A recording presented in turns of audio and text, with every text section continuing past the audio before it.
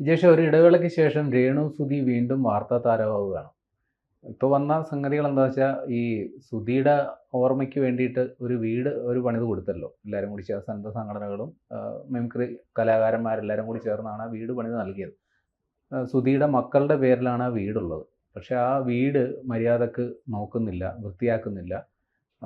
അവിടെ അഴുക്കും മാറാലയൊക്കെ പിടിച്ച് കിടക്കുന്നു. ഈ സുധിക്ക് കിട്ടിയ അവാർഡ് ഫലകങ്ങളടക്കം ചാക്കിൽ കെട്ടി കട്ടിലിനടിയിൽ തള്ളിയേക്കുന്നു. പകരം അവിടെ രേണു ഇപ്പോൾ അഭിനേത്രിയായിട്ടാണല്ലോ ഇപ്പോൾ ഉള്ളത്.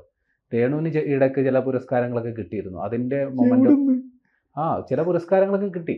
ചില ആ മൊമെൻ്റോകളൊക്കെ കൊണ്ട് അവിടെ അലങ്കരിച്ച് വെച്ചിരിക്കുന്നു. സുധിയുടെ ഓർമ്മകളുമായിട്ട് ജീവിക്കും എന്ന് പറഞ്ഞ രേണു സുധി ഇപ്പോൾ സുധിയെ വിറ്റ് കാശാക്കുന്നു എന്നുള്ള തരത്തിലാണ് വാർത്തകൾ പ്രചരിക്കുന്നത്. ചില സോഷ്യൽ മീഡിയ പേജുകളൊക്കെ വളരെ അതിരൂക്ഷമായി കുറച്ചൊക്കെ വ്യക്തിഹത്യ നടത്തുന്ന രീതിയിൽ തന്നെ രേണു സുധീനെ ഈ രീതിയിൽ ചിത്രീകരിച്ചുകൊണ്ടുള്ള വാർത്തകൾ വരും. വാസ്തവത്തിൽ എന്താണ് രേണു സുധിക്ക് പറ്റിയത്? അവർ ഈ വെള്ളയിട്ട് ജീവിക്കാത്തതിനുള്ള അമർഷമാണോ, അതോ അവർ ഈ അഭിനേത്രിയായിട്ട് ഇപ്പോൾ സോഷ്യൽ മീഡിയയിൽ നിറഞ്ഞു നിൽക്കുന്നതിനുള്ള അസൂയയാണോ ഇത്തരം വാർത്തകൾക്ക് പിന്നിൽ?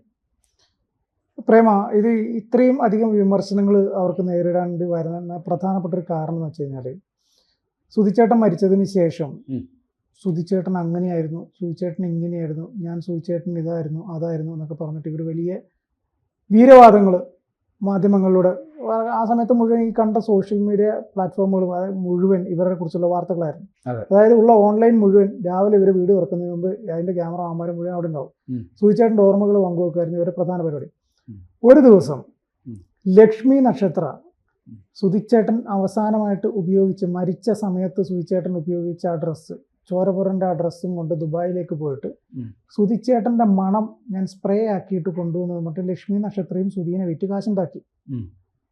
ഈ സാധനം രേണു സുധി പറഞ്ഞിട്ടാണ്, രേണു സുധിക്ക് എന്നും സുധിച്ചേട്ടൻ്റെ ഓർമ്മകൾ ഉണ്ടാവണം, കൂടെ അവസാനത്തെ മണം കൂടെ ഉണ്ടാവണം എന്ന് പറഞ്ഞിട്ടാണ് ഈ സ്പ്രേ ഉണ്ടാക്കി കൊണ്ടേ കൊടുത്തത്. സോഷ്യൽ മീഡിയയിൽ ഈ വീഡിയോ വന്നപ്പം ആളുകൾ വിശ്വസിച്ചു. രേണു സുധിയോട് അത്രയ്ക്ക് അടുപ്പമുണ്ട്, സുധിയോട് അത്രയ്ക്ക് സ്നേഹമുണ്ട്, സുധി എന്നും കൂടെ വേണം എന്ന ആഗ്രഹം കൊണ്ട് ഒരു മരിച്ചുപോയ ഒരു ഭാര്യയ്ക്ക് സ്വാഭാവികമായിട്ടും തോന്നിയേക്കാവുന്ന ഒരു വികാരം എന്നതായിരുന്നു സോഷ്യൽ മീഡിയ പ്ലാറ്റ്ഫോമുകൾ ഉപയോഗിക്കുന്ന ആളുകൾ ഈ വീഡിയോ കണ്ടതിന് ശേഷം അഭിപ്രായപ്പെട്ടത്. അതെ. പക്ഷെ കുറച്ച് നാളുകൾക്ക് ശേഷം നമ്മുടെ ദാസേട്ടൻ കോഴിക്കോടിനോടൊപ്പം രേണു സുധി ഒരു വീഡിയോ, ഒരു കവർ സോങ് ചെയ്തു വരുന്നു. അത്യാവശ്യം എക്സ്പോസ് ചെയ്തിട്ടുള്ള 1-2 വീഡിയോകളാണ്. ആ സമയത്താണ് ആളുകൾക്ക് ഈ രേണു സുധിയെ കുറിച്ചുള്ള ചർച്ചകൾ വീണ്ടും തുടങ്ങാൻ. അതിനു മുമ്പ് ചില ഫോട്ടോഷൂട്ടുകളൊക്കെ നടത്തിയപ്പോൾ തൊട്ട് ഉണ്ട് ഫോട്ടോഷൂട്ടുകളുണ്ട്. ശരി. അത് കഴിഞ്ഞ് പിന്നെ ഇവര് അലിൻ ജോസ് പെരേരയുടെ കൂടെ അഭിനയിച്ചു, പിന്നെ വേറെ കുറെ വീഡിയോകൾ ചെയ്തു. അപ്പോൾ സ്വാഭാവികമായിട്ടും ഇവർക്കെതിരെ സോഷ്യൽ മീഡിയ പ്ലാറ്റ്ഫോമുകളിൽ നിന്ന് ചില ഞരമ്പ് രോഗികൾ അവരുടെ വസ്ത്രധാരണ രീതിയെക്കുറിച്ചും അവരെക്കുറിച്ചുമൊക്കെ സംസാരങ്ങൾ വരാൻ തുടങ്ങി.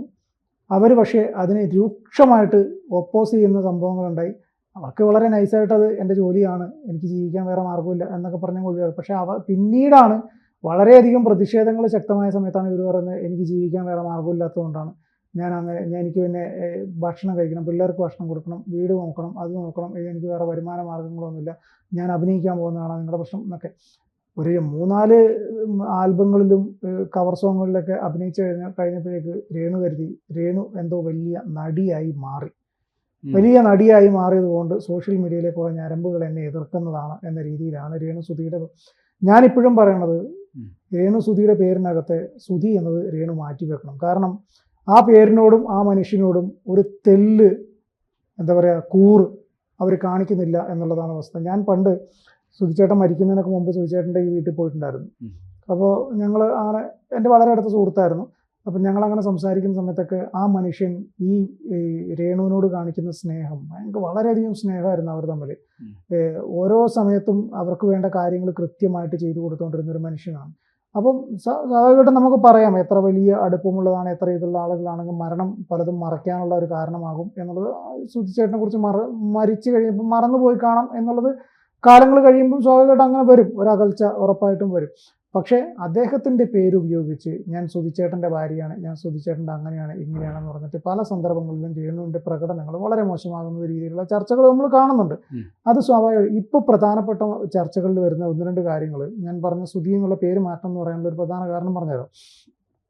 സുധിച്ചേട്ടന് പല സന്നദ്ധ സംഘടനകളും പല ക്ലബ്ബുകളും അല്ലാതെയും ഒക്കെ ആയിട്ട് ഒരുപാട് അവാർഡുകൾ കിട്ടിയിട്ടുണ്ടായിരുന്നു. സുധിച്ചേട്ടൻ്റെ പഴയ വീട്ടിൽ പോവുകയാണെങ്കിൽ ആ വീട്ടിൽ ഇങ്ങനെ മേളിലൊരു തട്ടും പുറത്ത് ഇങ്ങനെ വെച്ചേക്കായിരുന്നു ഒക്കെ. സുധിച്ചേട്ടൻ്റെ പേരിൽ, സുധിച്ചേട്ടൻ്റെ മക്കളുടെ പേരിൽ സുധിച്ചേട്ടനോടുള്ള ആദരവായിട്ട് കുറേ സന്നദ്ധ സംഘടനകളും നാട്ടുകാരൊക്കെ ചേർന്നിട്ടാണ് ഒരു വലിയ വീട് നിർമ്മിച്ചു കൊടുത്തത്.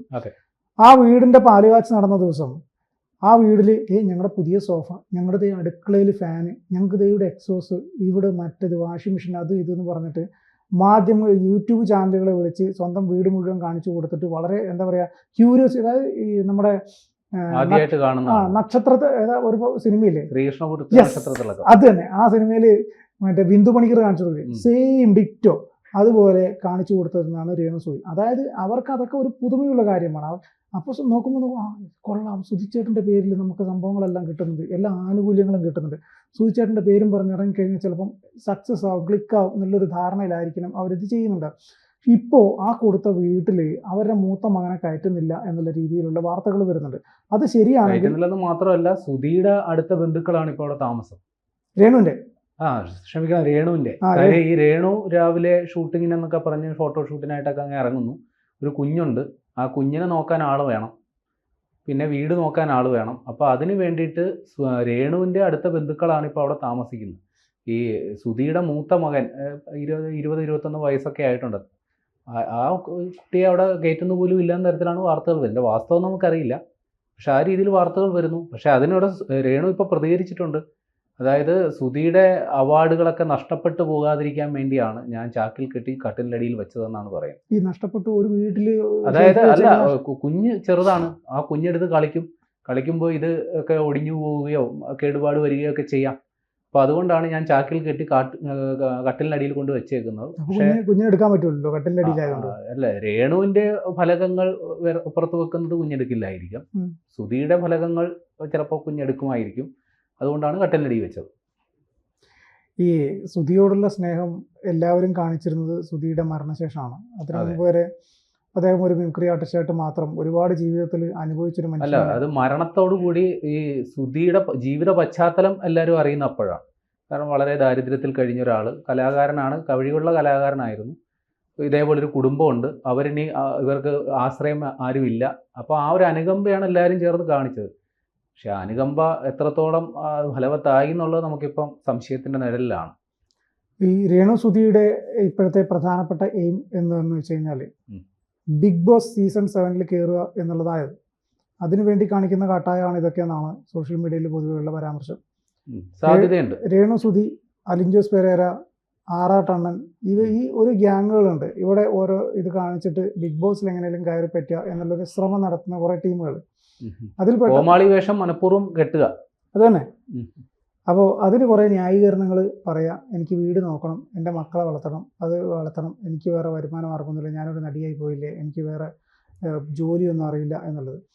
ഈ സുധിച്ചേട്ടൻ ജീവിച്ചിരിക്കുന്ന കാലത്ത് എന്തുകൊണ്ടാണ് ഇവർ അഭിനയിക്കാനെന്ന് പറഞ്ഞാൽ സുധിച്ചേട്ടൻ തടസ്സം പറഞ്ഞിരുന്നു. സുധിച്ചേട്ടൻ അങ്ങനെ പറയുന്ന ഒരാളല്ല. അന്ന് ഇവർക്ക് അഭിനയിക്കാനും, ഇവർ നടിയാണെങ്കിൽ ഇവർക്ക് ആ രീതിയിൽ ഇവര് അഭിനയിച്ച ഹ്രസ്വചിത്രങ്ങളും പാട്ടുകളും ഒക്കെ കണ്ടിട്ട് ഇവര് ഒരു അഭിനയ മികവുള്ള അല്ലെങ്കിൽ അഭിനയ ശേഷിയുള്ള ഒരാളായിട്ടൊന്നും എനിക്ക് തോന്നുന്നില്ല. ഒരു സാധാരണ ഒരു വീട്ടമ്മ, അവരുടെ കഴിവ് ഏത് മേഖലയിലാണെന്ന് അവർ തിരിച്ചറിഞ്ഞ് അതിലോട്ട് പോവുകയാണ് വേണ്ട. അല്ലാണ്ട് ഇത്തരം വേഷം കെട്ടലുകൾ കാണിച്ച് എത്ര കാലം പിടിച്ചു നിൽക്കാൻ പറ്റും? പിടിച്ചു നിൽക്കാൻ പറ്റും എന്ന് പറഞ്ഞാൽ സുധിയുടെ ഓർമ്മകൾ, സുധിച്ചേട്ടൻ്റെ ഓർമ്മകൾ മലയാളികളുടെ മനസ്സിലുള്ളിടത്തോളം കാലം ഇവർക്ക് പിടിച്ചു നിൽക്കാൻ പറ്റും. കാരണം അവർ കച്ചവടം ചെയ്യുന്നത് സുധി എന്ന് പറയുന്ന ഒരു പേരാണ്. ആ ലേവലിലാണ് ഇന്നും അവർ ഈ കാണിക്കുന്ന വേഷം കെട്ടുമുഴുവൻ. അല്ലാതെ അതിനപ്പുറത്തേക്ക് രേണു എന്ന് പറയുന്ന ഒരു ലേഡിയെ മലയാളികൾക്ക് വലിയ പ്രാധാന്യമൊന്നുമില്ല.